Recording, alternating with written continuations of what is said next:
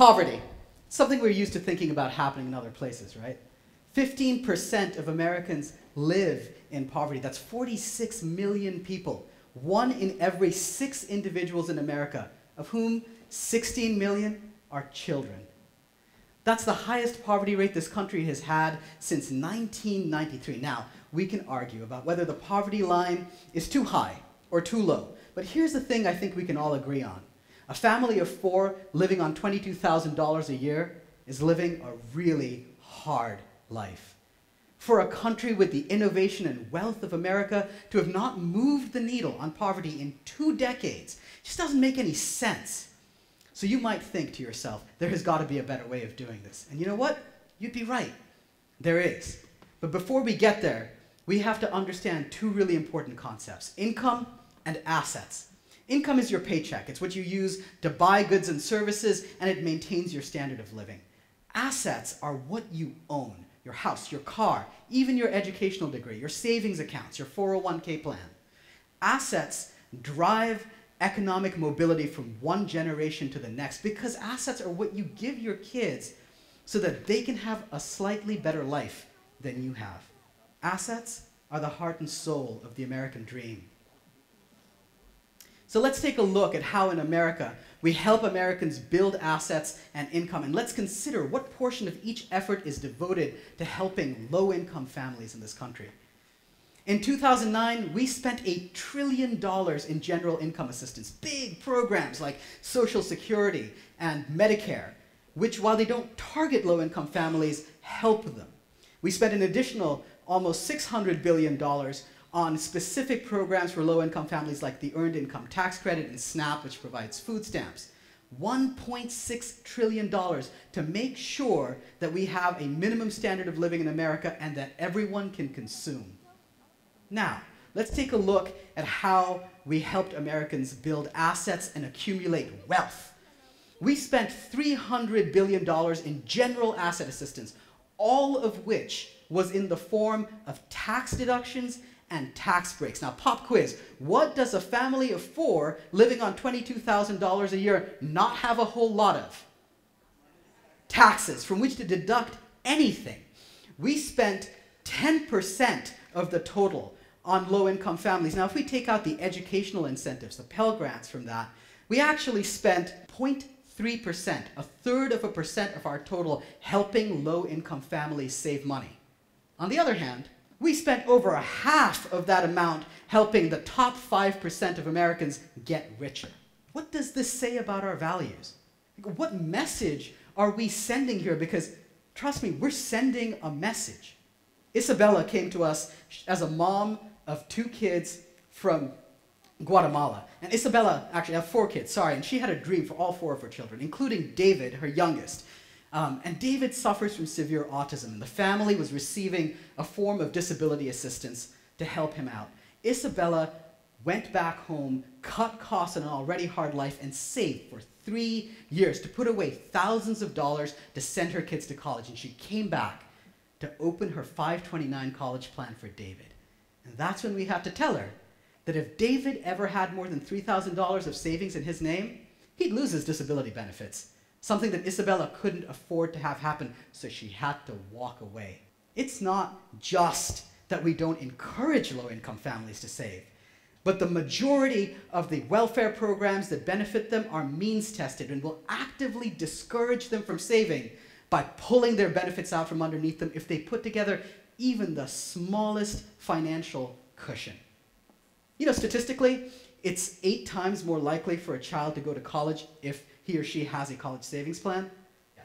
David, on top of his disability, is 8 times less likely to go to college because we made his mom choose between his health and sending him to school. What message are we sending? That we're really concerned that the poor should have a minimum standard of living and that they should consume. Because, you know, consumption drives our economy. But assets, wealth, savings, those are the provenance of the already wealthy. There's a problem with this message. You cannot consume your way out of being poor. Your children cannot inherit your food stamps. But if you have no assets, If you have no savings, they will inherit your poverty. Assets are the engine of economic mobility, and we have broken that engine, and we have shut down the American dream. So what happens if we flip that around? What happens if instead of providing disincentives to save, we provide incentives to save? What if we couple that with financial education and coaching for low-income families? What would happen?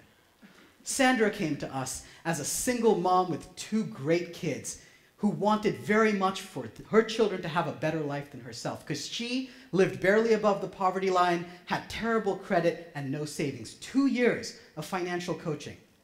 And she saved enough to buy her own home. She moved in with her 2 kids and moved her mother out of welfare and subsidized housing and into her home with her.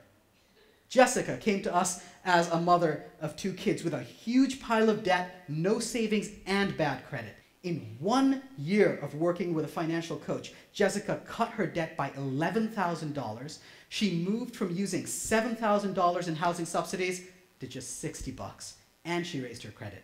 Nicole came to us as a single African-American mother of 1 great kid. And Nicole was convinced she would never be able to stick through the entire 3 years of this program, but she did, for 3 years, including one in which she was deployed in Iraq. Last Christmas, Nicole bought her own house. In that house, she now runs a daycare business. With the money from that daycare business, she's putting herself through college. How do we do it?